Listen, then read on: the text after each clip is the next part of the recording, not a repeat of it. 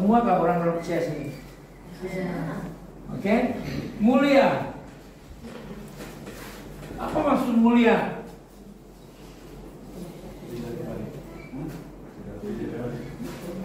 A glorious church. Mulia adalah pernyataan Tuhan.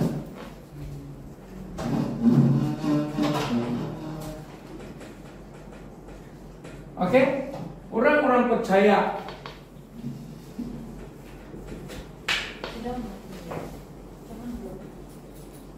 berkumpul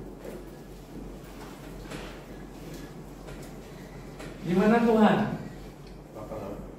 Tengah-tengah kan? Oke? I want you to paham ini. Bila kita sudah paham kan apa yang kita buat setiap hari kan, otomatiknya pemahaman ini penting. Karena banyak Kristen tidak tahu. Jadi apa yang dia buat setiap hari tidak mencapai menjadi ini. Dia pikir gereja Kristen itu agama. No, agama tidak. Karena Tuhan ada di tengah-tengah gereja yang mulia. Tuhan sentiasa menyatakan diri di tengah-tengah orang-orang percaya. Oke. Kalau kita baca di Kejadian 1 ayat 26-27 kan, Tuhan menciptakan manusia menurut gambar dan rupa. Dan Tuhan letakkan manusia di Kejadian 2 kan. Dan Tuhan katakan ayat 15 seterusnya, Tuhan meletakkan manusia di Taman Eden, menguasai segala ciptaan Tuhan, sehingga Tuhan pun memberi kuasa kepada manusia, memberi nama kepada binatang-binatang. Oke? Oke. Apabila di Taman Eden Tuhan hadir loh kan? Tuhan hadir kan? Jadi Adam dan Hawa ada persekutuan dengan Tuhan. Ada persekutuan dengan Tuhan. Karena Tuhan hadir bersama dengan manusia, tidak terputus hubungan kan? Oke, ini ada. Semasa Eve di Taman Eden ada iblis kan tidak? Sudah. Setan ada senakan di Taman Eden. Jadi jangan jaga. Di dalam gereja pun ada setan. Harus kita berhati-hati. Itu sebab kita ini harus menjadi bani Isaka yang mengetahui tentang masa dan musim Tuhan. Harus kita peka. Apakah yang suara yang kita dengar itu daripada Tuhan atau daripada iblis? Sedangkan di Taman Eden pun itu ular ada sana. Oke? Harus kita berhati-hati. Di dalam gereja ada juga suara-suara yang sumbang. Oke? Tapi yang penting sekarang ini, kita ada Roh Kudus. Oke? Bila kita dengar suara yang sumbang, kita boleh membedakan itu dari Tuhan atau daripada iblis, atau daripada apa? Conscience kita. Hati apa? Nurani kita. Oke? Itu sebab karunia Roh Kudus, karunia Roh Kudus penting supaya bila kita dengar suara-suara yang sumbang, yang bukan dari Tuhan, kita terus tutup. Kita harus tutup supaya kita tidak terpengaruh. Tapi si Hawa lain, dia layan. Itu sebab dia jatuh. Kalau di mana oke? Bila itu iblis, setan pergi jumpa si Hawa, di mana Tuhan? Di mana Tuhan? Jalan-jalan. Tuhan itu maha hadir. Memang Tuhan ada di sana. Tapi Tuhan ini Dia izinkan kita melalui ini menguji setia kepada Tuhan atau tidak. Amen. Bila kita ada di sini, iblis datang. Di mana Tuhan? Ada. Tapi kita mana? Kalau kita dipimpin Roh Kudus, kita tidak melayani itu. Tidak melayan saudara-saudara sembah. Tapi kalau kita dipimpin Roh Kudus, kita tahu kita hanya fokus kepada apa yang kita tahu. Itu sebab ini satu kita apabila kita menghadapi suatu pencobaan, satu serangan selalu kan kita tanya, Tuhan, kenapa kau izinkan ini berlaku di dalam hidup saya? Selalu begitu kan, otomatis kan kita ubah. Apa Tuhan ajar saya? Ubah. Daripada tanya Tuhan, kenapa kau izinkan ini terjadi kepada saya? Kita ubah pertanyaan kita kepada Tuhan. Tuhan, apa yang saya dapat pelajari daripada pencobaan ini? What lesson we can learn from this trial? You know what? Kita ada damai. Karena Tuhan akan tunjukkan kepada kita bahwa melalui semua itu kita dapat belajar bagaimana mengatasi pencobaan. Jadi di sini karena Hawa melayan, iblis gunakan perkataan juga, tapi dia kasih sirum sedikit. Ya, Tuhan bilang di Taman Eden ini semua saya serahkan. Cuma satu saja di sini, jangan makan. Kan? Tapi iblis datang kepada apa? Si Hawa. Sebenarnya kau boleh makan, Pak. Tapi bila kau makan, kau menjadi seperti Allah, dia bilang. Dia kasih pusing sedikit, itu firman. Jadi harus kita jaga. Kita kadang-kadang gunakan firman untuk salah guna. Oke? Nah itu sampingan ini. Kita balik kepada ini.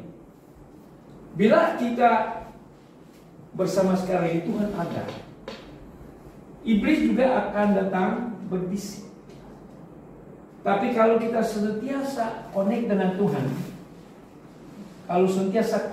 Tuhan, iblis boleh menyerang atau tidak? Boleh menjamah atau tidak? Boleh atau tidak? Tidak boleh. Karena Hawa ini di dalam kedagingan. Itu sebab dia melayan. Tapi kalau kita di dalam roh, dipimpin roh, baca di 1 Yohanes 18. Karena kita lahir daripada Allah, iblis tidak dapat menjamah kita. Amen. Tadi harus kita sentiasa connect dengan Tuhan. Saya selalu gunakan ini perkataan connect dengan Tuhan. Connect dengan Tuhan sebenarnya maksudnya dipimpin Roh Kudus lah. Fokus kepada Tuhan saja. Di dalam apapun yang kita lalui, ingat Tuhan ada di sana. Kalau kita baca di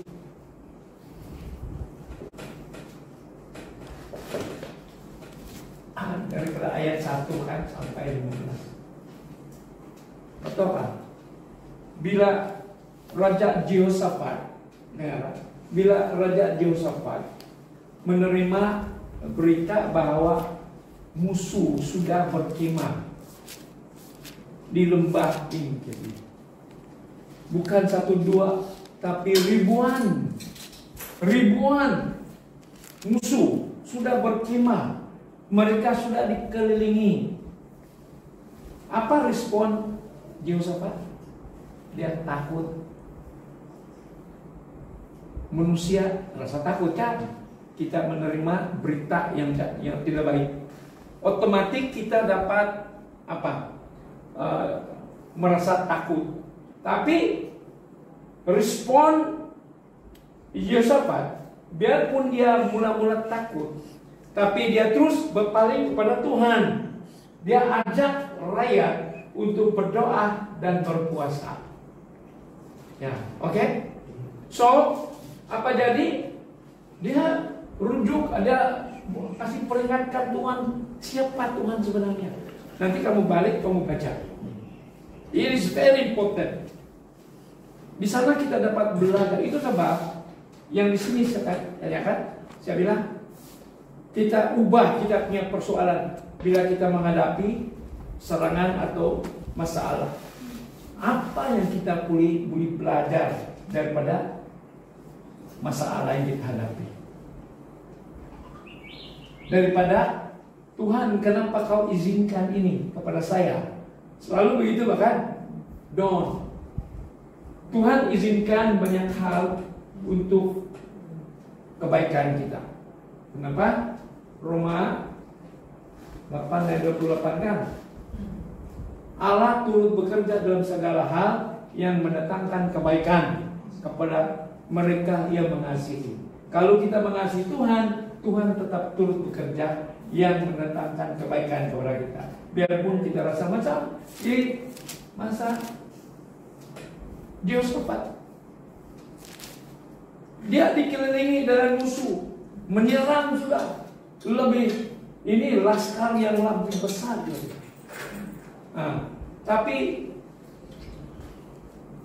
si Jahazil Nabi Jahazil yang memberikan dorongan kepada mereka bahwa jangan takut. Kalau kita baca di ayat 15 daripada ayat 12 di sana, baca dulu. Rujuk 2 Tawarikh bab 20.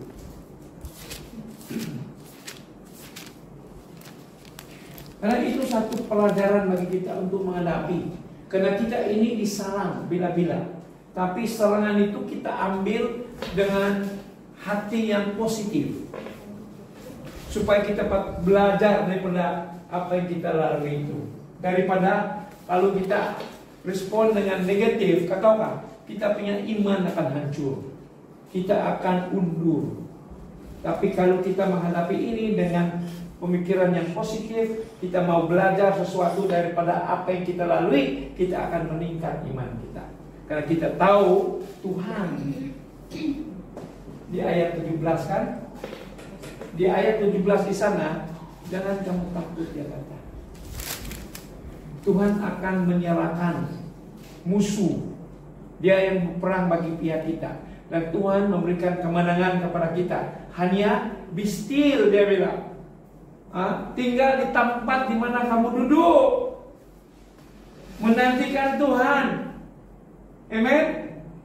Jangan lagi lari sini lari sana, tapi fokus kepada Tuhan. Oke? Nah, karena apa kaitan ini yang mulia?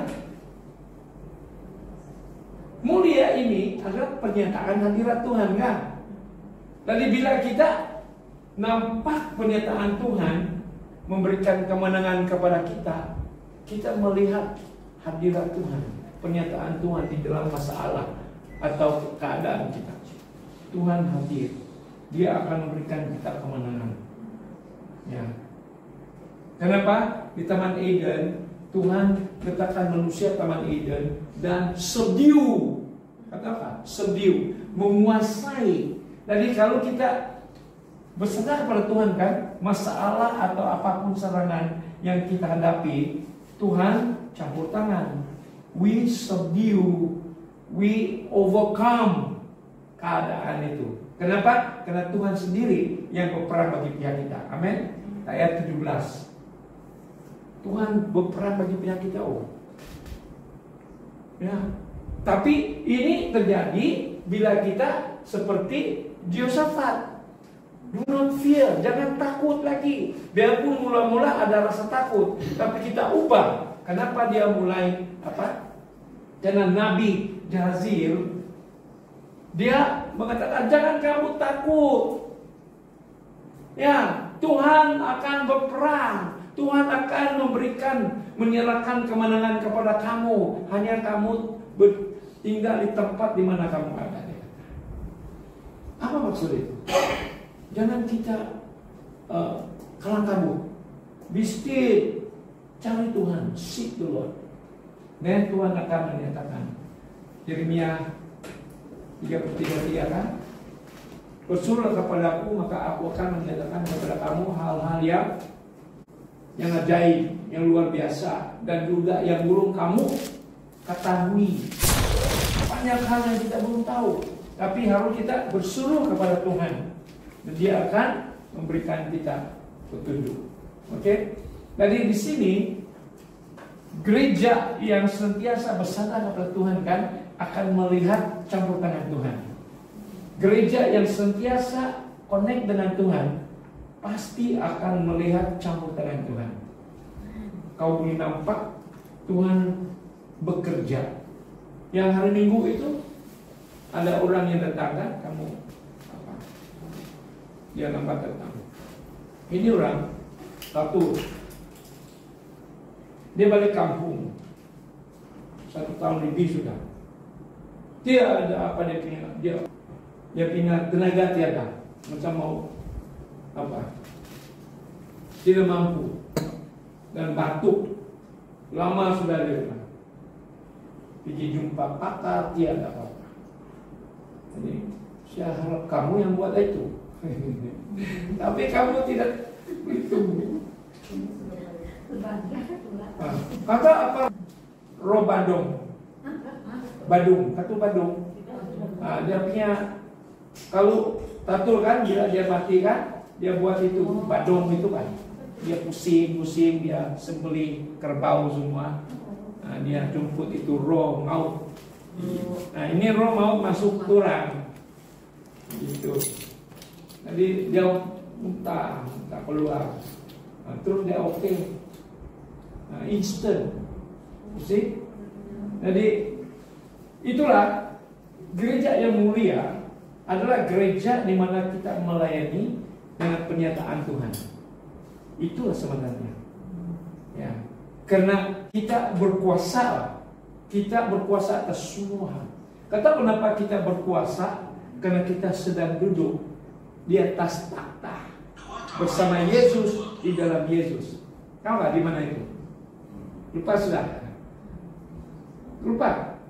Oi, Wahyu 3:21, come on.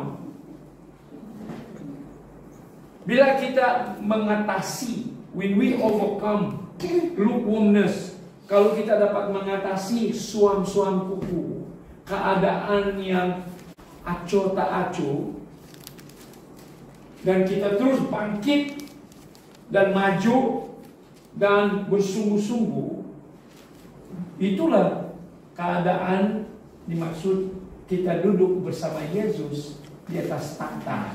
Apa maksud kita duduk bersama Yesus di dalam Yesus di atas takhta? Kalau seorang duduk di atas takhta, raja itu dia sedang berkuasa, dia sedang memerintah. Oke? Jadi kalau kita mau mengatasi keadaan, kita mesti berkuasa memerintah atas keadaan itu. Dan tempat yang kita dapat menguasai setiap keadaan adalah takhta bersama Yesus di dalam Yesus di sebelah kanan Allah Bapa. Dan kuncinya dapat duduk di sana adalah di sana itu.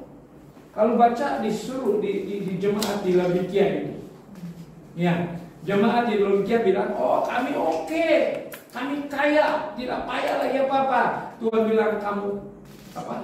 Miskin, kamu telanjang, kamu suam-suam kuku, tidak panas, tidak sejuk. Aku muntahkan kamu, dia bilang. Tapi apabila ini jemaat dapat mengatasi keadaan itu, bangkit, barulah di ayat 21 Tuhan bilang di ayat 20 dulu. Apa dia bilang di sana? Lihat, aku ketuk di pintu, dan siapa yang mendengar dan membuka, aku akan masuk dan makan bersama-sama dengan dia, dan dia makan bersama-sama dengan. Apa maksud itu? Itulah kunci bagi kita untuk duduk di di takhta. Bila Yesus bercakap, berbicara, mengetuk hati kita, maksud dia mengizinkan Yesus duduk menguasai hidup kita. Dan bila dia makan bersama dengan kita dan kita makan bersama dengan dia, apa maksud itu? You see, dia ikut Yahudi punya kebiasaan. Mengikut Yahudi punya kebiasaan, bila keluarga duduk makan bersama-sama, oke, ini ketua keluarga duduk, Dan seluruh isi keluarga mesti duduk bersama-sama. Dan pada masa makanlah, ketua keluarga itu akan berbicara tentang masalah atau hal-hal berkaitan dengan keluarga. Oke? Dan masa itulah dia akan mengungsikan segala apa di dalam hatinya kepada keluarganya. Begitu juga Yesus, bila kita buka hati kita, makan bersama dengan dia. Maksudnya kita duduk, kita bersekutu dengan dia, mendengar apa keluhan hatinya, dan kita juga berbicara kepada dia. Maka di ayat 21, barang siapa yang menang akan duduk bersama dengan saya. Oke. Pada ayat 21 itu untuk yang ujung sudah Yang 21. Ya, because apakan suam-suam buku ini yang tidak sejuk tidak panas, yang acuh tak acuh. Ada kan suam-suam buku di sana. Itulah itu keadaan jemaat di sana harus diatasi, dia kata.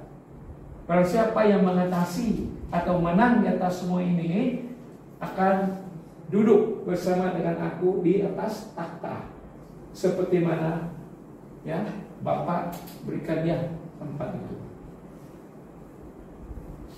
Paham? Itu selepas meninggal begitu, Pak. Dia mati kan? No. Sekarang ini, oke, baca Efesus 1 ayat 19 sampai 21, 23 dulu kan, and then Efesus 2 ayat 6 ada kaitan. Betapa hebatnya kuasa, yang membangkitkan Yesus dari antara orang mati dan mendudukkan dia di sebelah kanan Allah Bapa.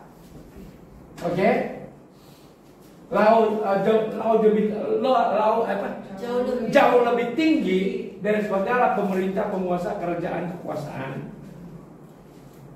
Dan dia diberikan kepada dia adalah kepala segala sesuatu, diberikan kepada jemaat sebagai kepala.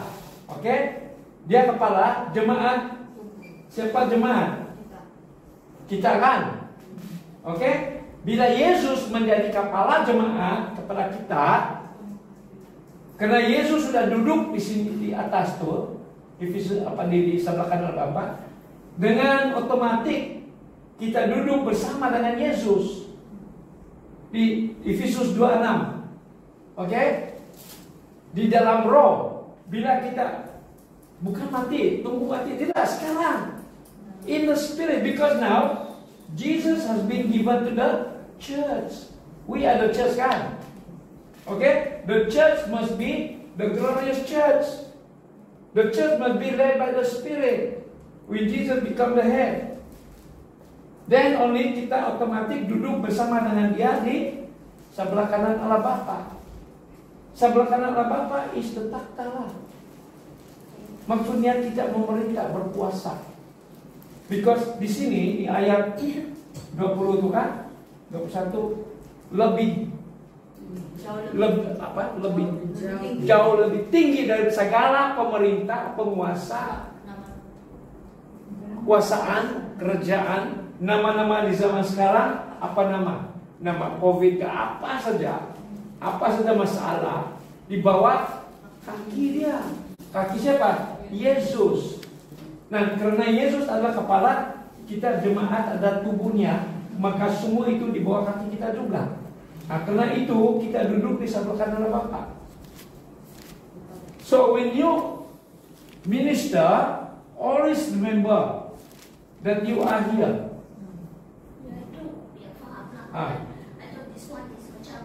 Mati dulu.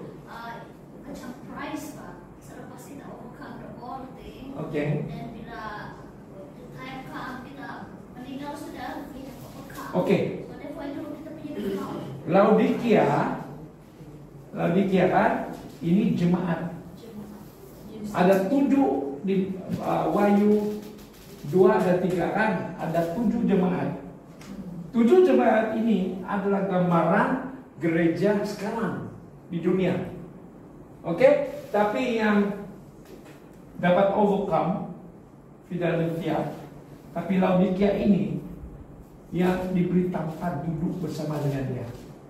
So, Laodikia adalah gereja, gambaran gereja, kebanyakan gereja sekarang. Suam-suam kuku. Dia acuh tak acuh. Dia tidak ada apa-apa, dia tidak ada kegairahan. Dan itu sebab kita adakan pembenaran firman, seminar untuk membangkitkan semangat kita untuk maju supaya kita dapat mengatasi. Kalau gereja yang suam-suam, Tuhan bilang kau miskin, kau telanjang. Apa maksud itu? Tiada kekuatan, tiada kemampuan.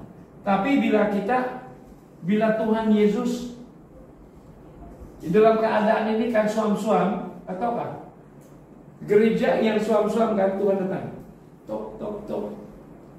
Ikan lainnya ada apa? Kau dengar atau tidak? Kalau kita dengar, membuka, ada orang dengar tapi dia tidak buka, dia masih lagi melayani hal-hal lain. Dia takut menjadikan Yesus sepenuhnya Tuhan dalam hidup dia. Yesus mau masuk, bukan saja masuk tapi makan. Bukan saja dia makan, tapi yang di dalam itu harus makan bersama dengan dia. Ada dua kan? Kalau dan aku akan makan bersama dengan dia, dan dia makan bersama dengan saya. Ada respon. So bila Yesus buat sesuatu, kita mesti respon. Tuhan sentiasa buat. Tapi kalau kita tidak respon, maka kita tidak dapat mengatasi itu. Karena di ayat 21 terus dia bilang, kalau siapa yang menangkan, siapa yang menang boleh dengar, lepas mendengar apa yang Tuhan katakan kepada kita, maka kita dapat mengatasi semua. Kita sedang duduk di sini, apa itu takhta. Maksudnya kita berkuasa atas keadaan, kita berkuasa atas masalah, kita berkuasa atas sakit penyakit. Tadi di sana kita menjadi gereja mulia. Bila kita berdoa, ada hasil. Kita mengusir setan, kerajaan Allah datang. Tahu apa? Bila kita mengusir setan, kerajaan Allah datang. Tahu kan? Tahu? Kita ini? Tahu? When we cast out devil, the demonic spirit, kerajaan Allah datang. Dia tahu. Hey, Matius 11:28. Penuh. So, kalau gereja mulia yang diurapi, yang duduk di atas takhta, mengusir roh, dia lari itu. Bila dia lari, apa jadi? Kerajaan Allah datang. Apa maksud kerajaan Allah? Kerajaan Allah maksudnya Yesus yang berkuasa. Siapa berkuasa? Kita berkuasa. Karena Yesus kepala kita. Kita berkuasa atas keadaan itu. Itu sebab kita dapat melayani dengan berhasil. Karena kita yang berkuasa. Kerajaan Allah sudah datang karena Yesus yang bertakhta di dalam hidup orang itu. Ada soalan? Paham nggak? Boleh ikut. Kami sih tanya kalau tidak tahu, kalau tidak mengerti. Karena bila kita mengerti ini, saya akan pergi di satu tahap.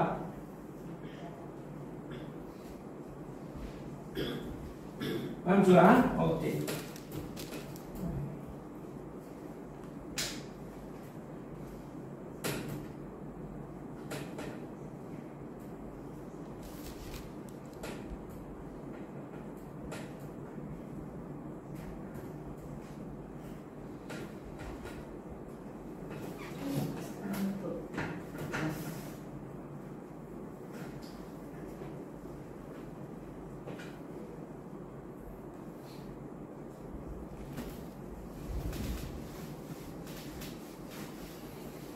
kita kembali kepada Bani Issachar, the sons of Issachar.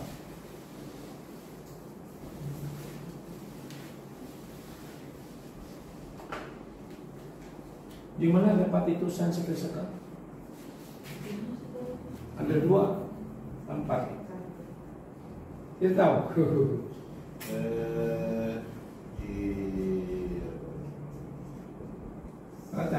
Kasih itu kan. And then Wahyu berapa? 1 Tawarik 12:23. 23. 1 Tawarik 12:23 hingga 37. Bukan 32 kan?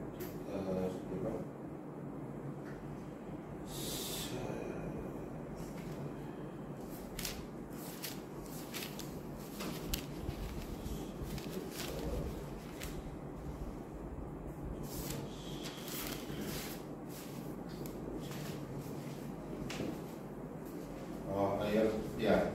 6. Ya.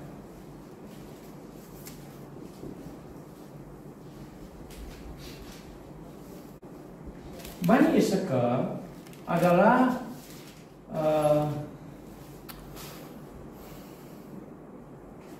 what is tribe? Apa bahasa tribe? Suku. Salah satu anak Yakub. Tapi Issachar ini Yakub dan Leah. Dia punya hasil daripada apa dengan Leah. Oke. Jadi Issachar ini adalah suku yang ada pengertian tentang masa-masa yang baik. Tapi dalam English, this sons of Issachar knows the times and seasons of God.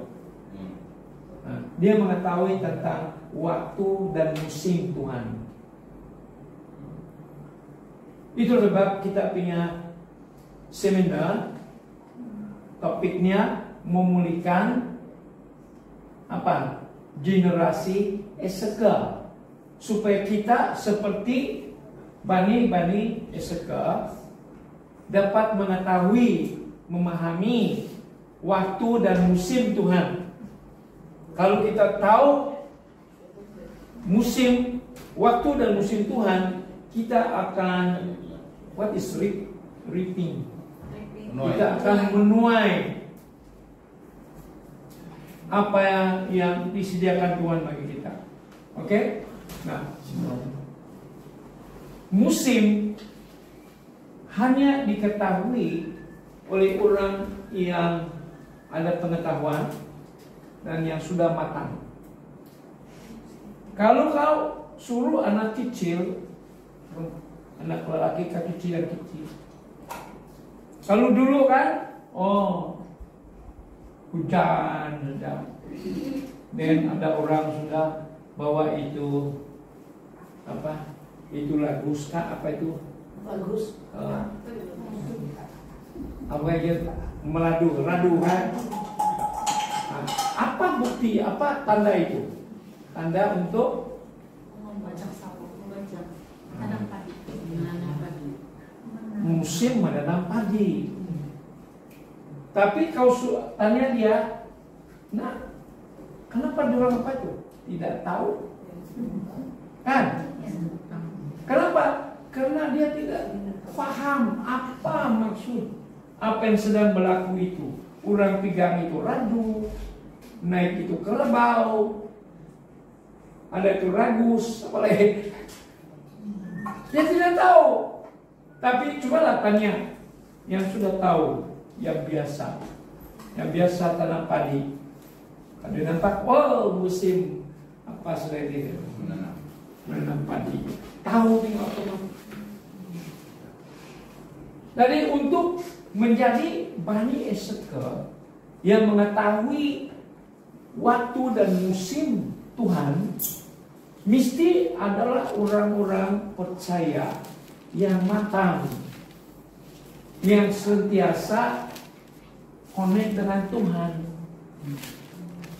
yang mengerti apa yang sedang berlaku. Jadi untuk mencapai tahap itu, kita gereja harus belajar. Itulah tujuan kita mengadakan seminar ini, supaya kita di sini akan dipulihkan kembali pengetahuan, pengertian itu, supaya apabila kita sedang melihat dan mendengar apa yang sedang berlaku di dunia, kita sudah tahu bahwa Yesus tidak lama lagi datang. Oke? Oke. Yang paling senang, yang saya nampak ada ilham untuk mengetahui kedatangan Yesus. Kalau saya terus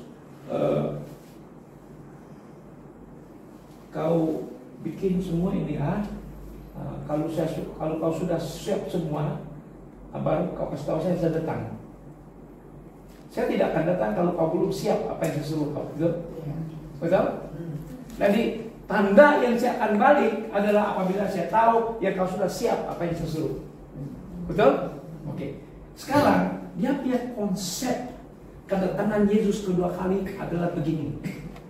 Matius 28, 18, 20 dan Markus 16 sampai 20. Oke? Sebelum Yesus naik ke surga, dia beri commission kepada murid-muridnya, kepada dunia, kepada kita. Pergilah dan beritakanlah Injil kepada seluruh makhluk. Maksudnya harus dilakukan,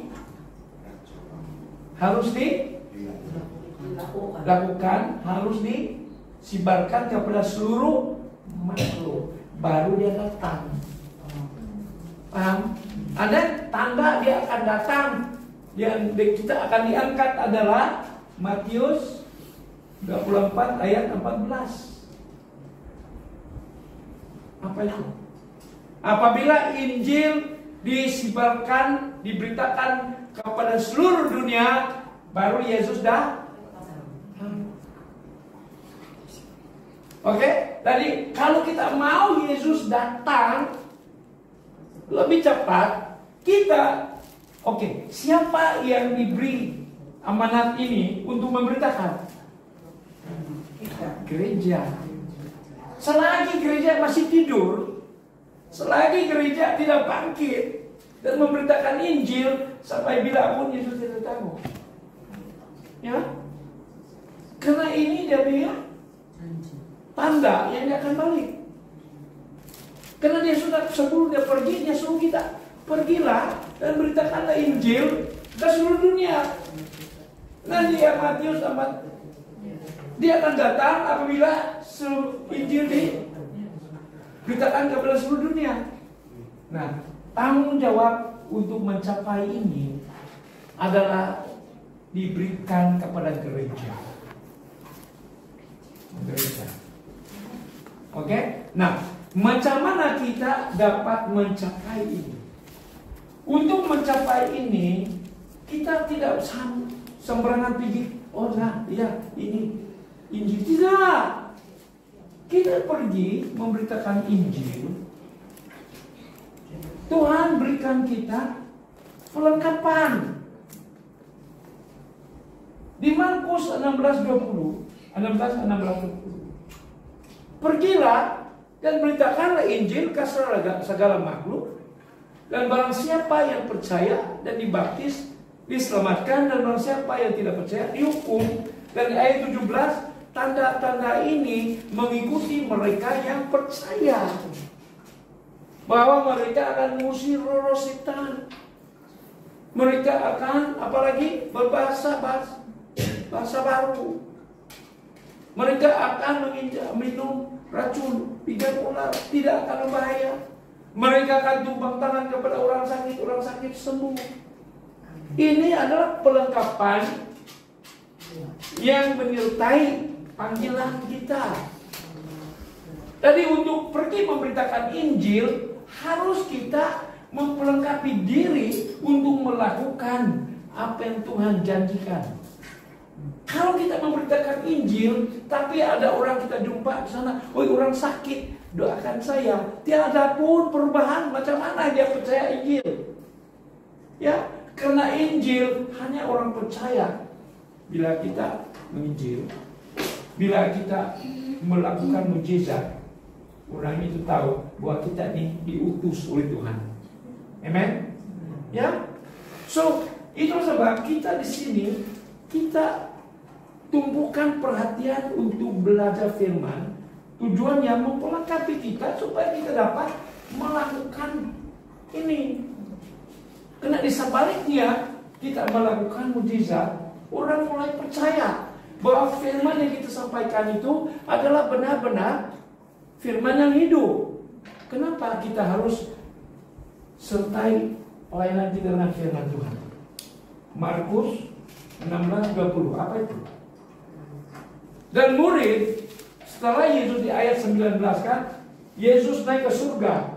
Di ayat 20, dan murid-muridnya pergi di segala penjuru memberitakan Injil, dan Allah turut bekerja dan meneguhkan Injil itu dengan tanda-tanda mengikuti.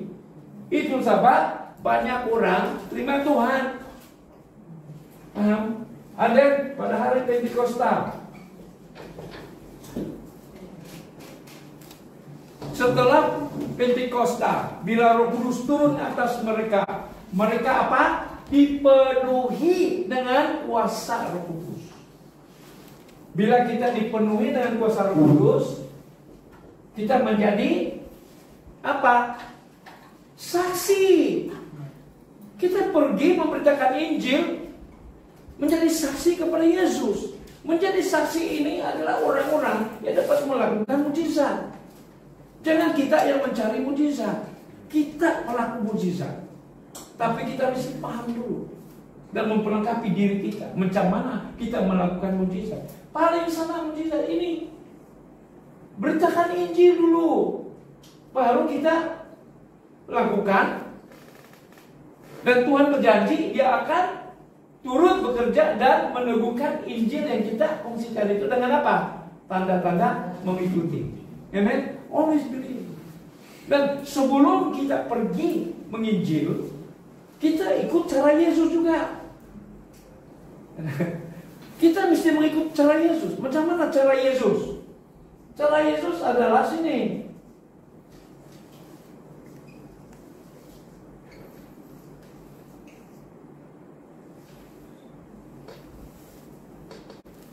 Berkenaan dengan Yesus dari Nazaret yang diurapi oleh Roh Kudus, penuh dengan kuasa, pergi di mana tempat melakukan apa?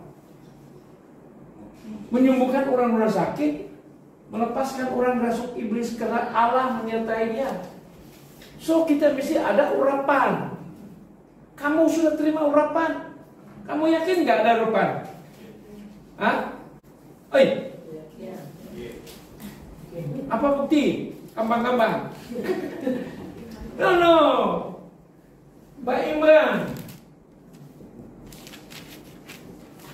1 Yohanes 7. Bukan 72 Bang. 1 Yohanes bab 2 ayat 20 dan 27.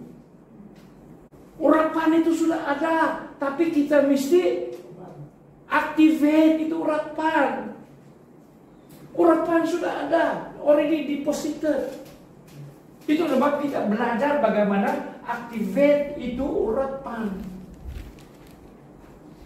Urapan saja tidak cukup, harus kita ada dipenuhi dengan kuasa. Seperti di sini, Yesus kan, dia diurapi oleh Roh Kudus dan penuh dengan kuasa. 2. Dan yang 3 apa? Di ujungnya ayat itu apa? Allah menyertai dia. Allah menyertai dia. Apa maksud itu? Kemuliaan Tuhan ada. Sebab kerja yang mulia. Penyataan Tuhan mesti ada. Macam mana penyataan Tuhan? Always remember, connect dengan Tuhan.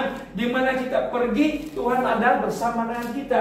Kenapa? Karena di sini Matius 24:20, ketahuilah bahwa aku menyertai kamu senantiasa sampai akhir zaman. Ingat itu, pada saat Tuhan memberikan kita commission untuk keluar menginjil, Dia sudah berjanji Dia akan menyertai kita. Amin.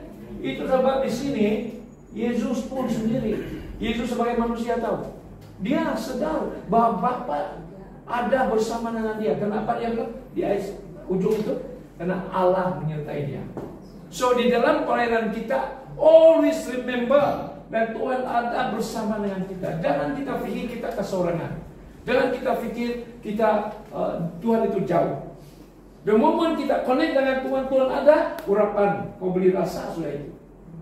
Nah, macam si Ros, dia rasa, wah, dia rasa. Nah, ada orang yang tidak rasa tapi iman, karena urapan sudah ada. Ada orang yang dia rasa panas, ada orang yang macam kambang kepala, bukan besar kepala, bahaya ya. Ada berbagai tanda, ya. Kalau saya apa itu saya berapung-apung. Nah, di dalam kalau urapan itu luar biasa, kau biasa. Kalau saya bisa berapung-apung, saya tidak berinjak itu. Pasal kalau tidak pasal apa? Iman lah. Iman. Karena di sini sudah ada kan? Sudah ada. Tapi ada baik kalau ada tanda. Karena kita tahu. Oke? Itu kan pegang tangan. Itulah kalau nampak itu hamba Tuhan kan, dia ada rasa itu. Kalau kebanyakan orang kan yang saya baca dia punya latar belakang, dia rasa api. Itu sebab dia rasa api, dia tuh dia kasih. Atau dia rasa barat itu, dia terus lepasan. Dia beli rasa itu. Itu sebab orang. Kita boleh minta dan Tuhan yang menentukan apa. Ya. Oke. Ya. Kalau saya rasa itu urapan, saya tidak bukan yang mengkerugi lah. Rasa kesukaan gitu. Saya tahu sudah itu ada. Masing-masing ada dia punya apa. Praise and worship. Oke, pelayanan urapan. Macam dalam pelayanan musik, praise and worship, dia ada khusus urapan untuk memuji Tuhan, menyembah Tuhan dalam urapan kebenaran. Nah, sekarang ini saya beroperasi dalam urapan mengajar. Ya, kalau saya tidak ada urapan, saya tidak boleh ajar ini. Ya, karena Roh Kudus yang memberi tunjuk macam mana. Oke, Anda tahu sudah kan? Tuhan suruh kita pergi menginjil. Tujuan supaya bila dia balik, Injil yang kita sebarkan itu sudah disebarkan ke seluruh dunia. Baru dia balik. Oke? Dan dia akan, kenapa harus firman ini, Injil ini disebarkan ke seluruh dunia? Apa sebab? Apa sebab?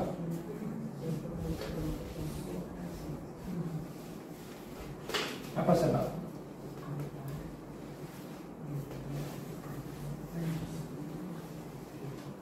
Ini kan dunia lah. Iblis yang dia punya ketua sini, in charge dunia ini. Di mana? 1 Yohanes 5:19. Oke? Nah, kita sini pergi menginjil. Menginjil ini orang. Karena kita ikut amanat daripada Tuhan untuk pergi dan memberitakan Injil. Dari kita gereja, ini gereja, pergi ke dunia, orang yang belum terima Tuhan, kita menginjil. Bila kita menginjil, orang ini terbuka menerima Yesus. Bila Yesus menjadi Tuhan dalam hidup orang ini, apa jadi? Yesus yang berkuasa. Bila Yesus sudah berkuasa dalam hidup orang ini, kerajaan Allah sudah datang. Kenapa? Karena Yesus yang berkuasa. Kerajaan Allah maksudnya Yesus yang berkuasa. Dan dibayangkanlah Kalau Injil ini diberitakan kepada seluruh dunia dan dunia terima Yesus, maka kerajaan Allah terus diperluaskan lagi. Bila Yesus sudah menjadi Tuhan kepada, memang ada lagi yang tidak terimalah. Tapi kalau majority, karena kita sudah sibarkan firman itu, Injil itu kepada seluruh dunia, dan banyak sudah orang terima Tuhan, maka kerajaan Allah diperluaskan. Itu sebab doa kita, Bapa kami di surga, biarlah kerajaan-Mu datang di bumi seperti di surga. Kenapa di surga? Karena surga Tuhan yang berkuasa. Dari Dia berkuasa di dunia ini, supaya dunia ini dikuasai oleh Yesus. Bila Yesus berkuasa di sini, inilah kerajaan Allah. Amin. Maka doa kita itu digenapi. Paham sudah? Itulah tujuan Tuhan memberitakan Injil, supaya dunia ini ditukar menjadi kerajaan Allah. Dulu kerajaan BN, sekarang kerajaan PH. Kenapa? Bertukar punya pemerintah, pemimpin. Di sini iblis yang pemimpin. Bila Injil diberitakan, maka pindahlah pemimpin. Siapa pemimpin lagi? Yesus. Bila Yesus pemimpin di dunia ini, maka kerajaan Allah tegakkan di bumi. Yesus yang berkuasa. Itulah sebab bila pengangkatan nanti, kita anak angkat di awan berjumpa dengan Yesus. Di sini kita berkawin dengan Dia. Sudah yang second coming of Jesus, dulu Dia pergi di awan saja. Yang kedua kali Dia turun di dunia ini untuk berperang. Itulah perang Armageddon. Dia mengalahkan semua di sini supaya Dia berkuasa. Dan kita akan yang kena angkat itu akan turun bersama dengan Yesus. Kita menjadi askar Dia. Bukan saja Dia punya istri, tetapi kita menjadi askar. Nah, melawan di sini Armageddon. Iblis akan diikat 1000 tahun, dan kita akan memerintah bersama dengan Yesus. Tidak maukah memerintah bersama Yesus? Nah, itu sebab sekarang ini masa bagi kita mempersiapkan diri kita supaya kita mencapai ini. Kita menjadi gereja yang mulia, supaya kita kena angkat. Nah, jangan kita seperti jemaat di Laodikia. Oh, kami oke, tapi tidak oke. Di mata Tuhan tidak oke-nya. You see? Yang oke itu adalah di dalam berkubar-kubar untuk Tuhan. Bukan yang suam-suam, bukan yang sejuk, tapi yang terus maju bersama dengan Tuhan. Nah, itulah kita bangkitkan semangat kita, roh kita maju untuk Tuhan, melayani. Itulah Pak, saya mendorong kita keluar melayani, dan kamu yang melayani. Ya. Kalau hari Minggu kamu di sini, kamu yang melayani. Ya, bila lagi datang susulan. Nanti dia bilang, terima kasih kok. You see, inilah cara kita. Bila kita melayani orang terlepas, kerajaan Allah ditegakkan. Kerajaan Allah sudah datang. Karena kita mengusir roh-roh di dalam orang itu, maka kerajaan datang, kerajaan Allah datang. Kau tidak mau kan? Sebagian Allah Tuhan dipakai untuk mendatangkan kerajaan Allah. Kita lah gereja. Amen. Dan untuk melakukan itu sebab ada persiapan, ada pengajaran, ada perlengkapan. Dan cara inilah mempelengkapi, mengerti, memahami itu, Pak. Supaya kita tahu itu apa. Itu musim Tuhan, waktu Tuhan. Bila kita tahu itu waktu, kita lakukan kan tidak susah.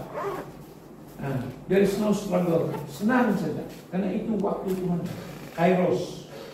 Jadi kita mesti mengalir bersama dengan Tuhan, baru kita nampak pekerjaan Tuhan.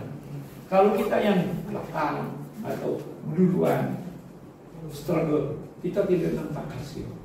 Tapi itu sebab harus kita menjadi seperti Bani Ezekiel yang ada pengertian bila Tuhan bergerak, bila Tuhan mau lakukan sesuatu, apakah Tuhan mau, itu musim apa. Kalau kita mau mencari durian sih Pastor Dan selalu pakai durian. Kita pergi cari-cari durian, bukan musim dia. Memang tidak. Jadi ada musim. Ya, dari kita ini sekarang, apakah musim Tuhan bagi gereja ini? Apa rencana musim, maksudnya rencana Tuhan bagi setiap gereja itu kita. Musim Tuhan sekarang ini adalah membangkitkan kita, ya, memperlengkapi kita. Itu sebab firman disampaikan di tempat ini. Ya. Dan Tuhan mau kita balance.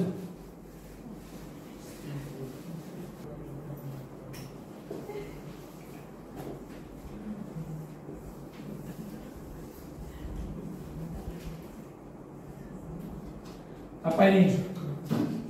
Praise and worship. Ini doa. Ini firman. 3. Kita asik maju pertingkatkan prestasi dalam pujian penyembahan. Doa juga harus bersama-sama paralel berdoa. Dan firman harus diajar. Kalau balance ini kan, maka kita jemaat akan menjadi kuat, menjadi matang, dan kita dapat mengatasi apapun.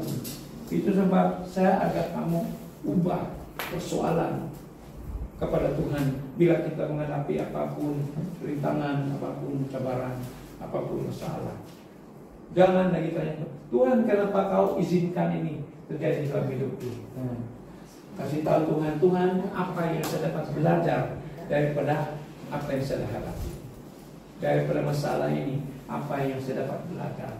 Atau apa Tuhan katakan? Tujuan mendisiplinkan kita apa? Supaya kita bangkit, supaya kita maju, supaya kita matang, supaya kita kuat, supaya kita diperbaharui. Jadi apa yang Tuhan izinkan itu adalah untuk kebaikan kita. Amen. Jadi jangan sama sekali ada negatif. Karena pada saat iblis membisik sesuatu negatif, kita punya iman akan runtuh dan kita akan mundur, tidak dapat maju. Oke? Jadi apapun cabaran, ambil itu sebagai satu batu loncatan maju. Jangan kita ambil itu sebagai satu batu sandung. Siapa? Sandungan. Jatuh, tidak boleh. Tuhan mau kita maju. Oke? Karena bagi Tuhan tidak mustahil. Jadi itu sebab kita mau fokus gereja mulia. Jadi apapun aktiviti kita buat, pelajaran pun, kita mesti menuju mencapai itu. Bagi saya kan, Tuhan saya mau pastikan gereja ini menjadi gereja mulia. Tapi apa itu maksud gereja mulia? Tuhan memberikan pengertian. Kita sudah tahu pengertiannya, bagaimana mencapai itu. Nah, itu proses. Nah, Tuhan akan tunjukkan step by step macam mana mencapai ini gereja yang mulia. Dan cara dia adalah seperti mana Yesus. Kita diperlengkapi melakukan firman Tuhan. Kita jalan Tuhan. Kita dapat melakukan mukjizat. Kenapa? Karena itulah menyatakan kemuliaan Tuhan. Kata kenapa? Bila kita berdoa dan doa kita dijawab, apa maksud itu? Kita berdoa dan doa kita dijawab.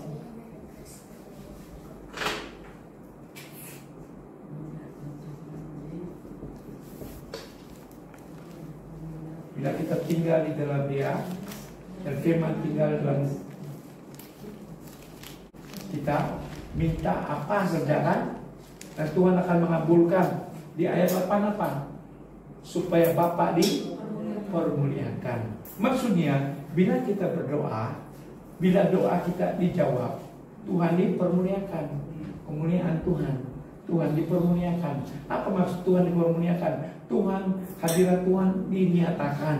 Orang yang dapat melihat pekerjaan Tuhan, Tuhan dapat melihat Tuhan. Amen. Jadi untuk mencapai itu kita mesti belajar bagaimana berdoa yang efektif. Itu sebab salah satu tiang di sini adalah doa. Pembelajaran firman Tuhan bagaimana berdoa dengan lebih efektif supaya doa kita itu dikabulkan. Kenapa? Karena apabila doa dikabulkan, Tuhan dipermuliakan. Apa maksud Tuhan dipermuliakan? Tuhan nyatakan hadiratnya. Orang dapat melihat bahwa Tuhan benar-benar hidup. Nah, itulah maksudnya Tuhan dipermuliakan. Amen. Bayangkanlah kita ini Kristen tapi bila berdoa dia ada pun nasib sama juga orang pagan, sama orang di luar sana. Tiada perbedaan. Itu tidak memuliakan Tuhan. Jadi untuk memuliakan Tuhan, kita yang memperlengkapi diri kita supaya bila kita berdoa ada hasil. Ya. Nah itulah. Itu saya tanya itu. Kenapa kamu punya pasti ada apa? Ada tapi balik-balik doa tiada pun dia bilang. Nah you see, pastor gereja kenapa tidak puasa? Apa biasa? Apa beza gereja sini sama gereja sana? Nah, sini kita fokus kepada perlengkapan setiap orang supaya setiap orang dapat berdoa dengan efektif, supaya datang tidak dikecewakan. Kita ikut cara Yesus. Kata apa? Di Matius 8. Dikasih Stephanie. Lo ini tahu ini? Apa? Di rumah Petrus, ayat 16, ramai orang yang sakit. Oke? Ramai dibawa kepada Yesus. Mereka dirasuk iblis. Dan Yesus dengan sepatah kata mengusir roh-roh jahat dan semua disembuhkan. Semua. Dan kita mesti tahu bahwa kita melayani seperti Yesus. Kenapa kita boleh melakukan apa yang Yesus lakukan? Karena sama. Yohanes 15:12. Kalau kita percaya apa yang Yesus lakukan, kita juga boleh melakukan bahkan lebih besar dia kata. Nah, bolehkah kita ini orang-orang percaya lakukan seperti apa Yesus buat? Boleh. Di Kisah Para Rasul bab 5 ayat 12 sampai 16. Baca di sana.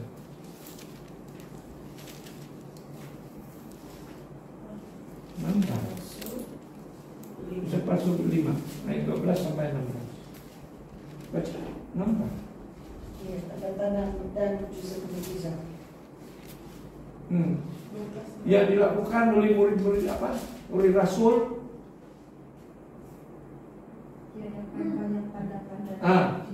Apa sih? Banyak tanda-tanda dilakukan oleh siapa? Rasul. Di mana?